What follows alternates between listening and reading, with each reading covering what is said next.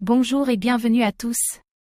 Aujourd'hui, nous allons décortiquer un sujet aussi fascinant que complexe, la gouvernance décentralisée.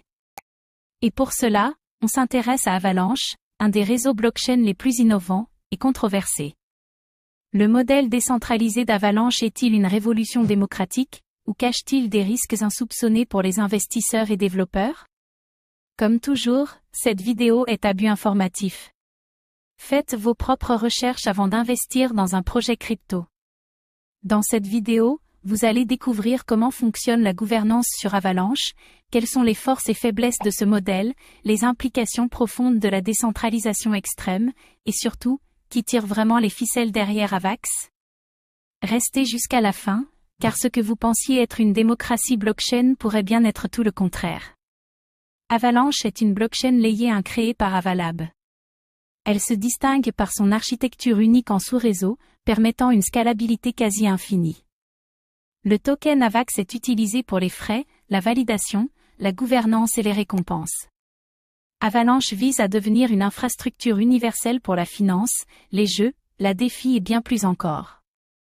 Les validateurs, détenteurs d'AVAX, ont un droit de vote sur l'évolution du protocole. Le système est conçu pour être entièrement décentralisé, pas de dirigeant fixe, chaque proposition passe par un consensus de la communauté. Sur le papier, Avalanche incarne l'idéal de la blockchain démocratique. Chaque validateur peut proposer des changements ou voter sur des mises à jour. Cela réduit la centralisation du pouvoir observé sur d'autres chaînes comme Ethereum ou Binance Smart Chain. Le modèle évite les conflits d'intérêts d'une gouvernance fermée. Un système pensé pour refléter la volonté collective. Avalanche peut adopter des mises à jour techniques plus rapidement grâce à ses subnets indépendants.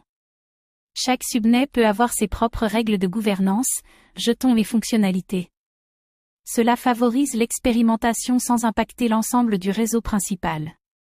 En réalité, un petit nombre d'acteurs détiennent une part importante des AVAX nécessaires à la validation. Cela crée un déséquilibre de pouvoir déguisé, quelques portefeuilles influencent la majorité des décisions.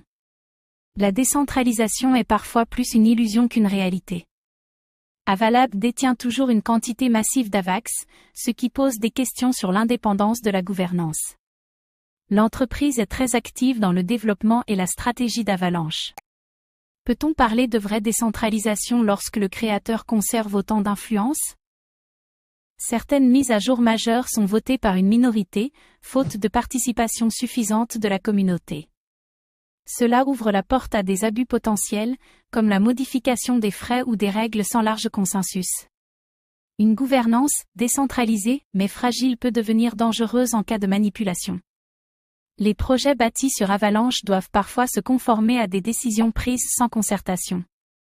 Le flou autour des règles de chaque subnet peut compliquer la pérennité des projets hébergés. Un changement de gouvernance peut affecter la stabilité d'un protocole ou d'un DApp, sans que les développeurs aient leur mot à dire. Plus un système est décentralisé, plus la prise de décision devient lente et complexe. De nombreux validateurs ne participent pas activement au vote. Les baleines prennent donc le dessus sur les petits porteurs. Avalanche n'échappe pas à cette loi des réseaux décentralisés, l'illusion du choix pour la majorité. Si Avalanche réussit à mieux équilibrer son pouvoir décisionnel, elle pourrait devenir un modèle de gouvernance efficace. Mais si la concentration du pouvoir continue, le projet risque de perdre sa crédibilité à long terme. L'enjeu est immense, prouver que la gouvernance décentralisée peut fonctionner à grande échelle. Avalanche est une prouesse technologique, avec une approche novatrice de la gouvernance. Mais derrière cette façade décentralisée, se cachent des déséquilibres de pouvoir et une influence encore marquée de ses créateurs. Pour les investisseurs comme pour les développeurs, comprendre qui décide vraiment est essentiel. Et vous, pensez-vous que la gouvernance d'Avalanche est vraiment décentralisée? Ou s'agit-il d'un mirage contrôlé par quelques-uns?